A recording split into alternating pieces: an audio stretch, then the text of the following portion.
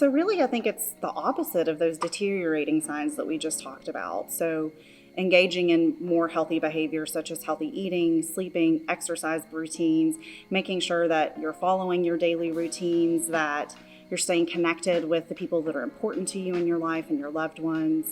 And then just really focusing on trying to have stable moods and engaging in some activities that allow that. Also, not being so judgmental on when you do notice that you are really struggling with some of those behaviors, moods, or thoughts. Just having some self-compassion, being kind to yourself, and understanding like whatever it is that you're going through or that you've accomplished it during a pandemic. So just having some kindness for yourself.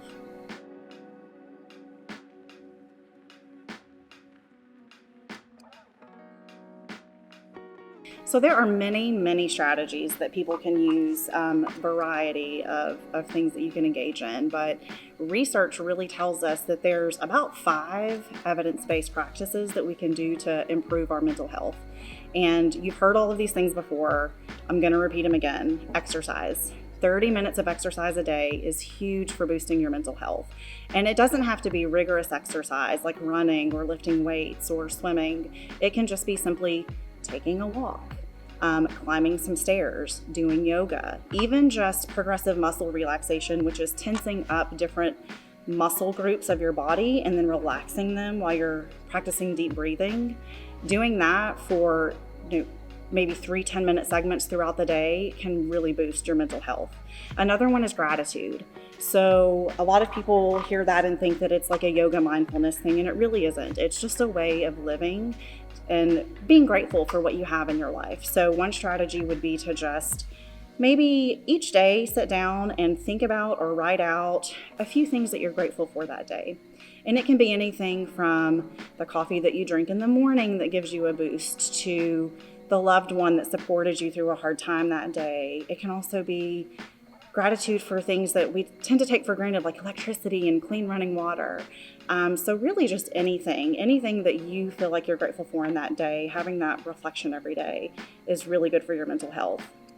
Another one that everyone has heard before is sleep. So trying to get 7 to 8 hours or more of sleep. Teenagers really need 9 to 10 because your brain and your body are still developing so much.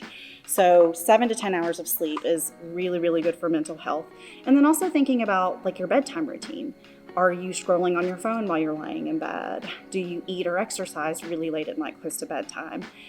So being aware of what your sleep routine is and changing those habits. So maybe putting your phone in a different room when you go to bed. Making sure that you're not eating heavy meals or exercising too much a few hours before bedtime. Those types of things about sleep. A fourth one is socializing. So that seems really difficult during a pandemic, but we all have to get creative during this time. So thinking about how you can connect with the people that are important with you, whether it's going old school and actually making a phone call to have a conversation with someone, or setting up a Zoom time for you and some friends to do something you enjoy, like play musical instruments or just chat or a video game or have like a pampering spa moment via Zoom. Really just focusing on any creative way that you can to have social connection. And you can even double down on social connection and maybe partner up with someone that you're close to engage in exercise with. So those are 4. And then a 5th one, which is probably fairly new to a lot of people, is just really feeling your emotions.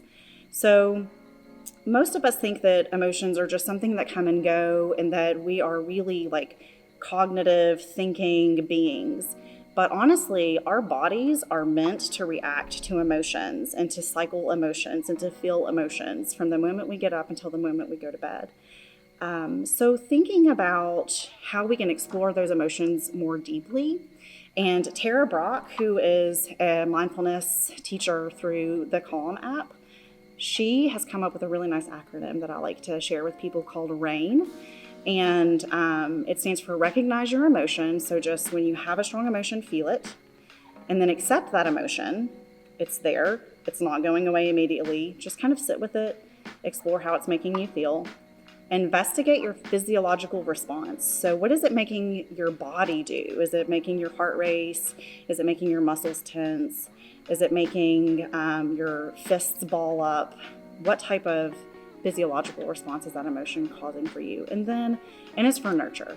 So really just taking the time to be kind to yourself, and think through, maybe what would you say to a friend who was feeling this? Or what would you maybe say to a small child who was going through this experience that you are?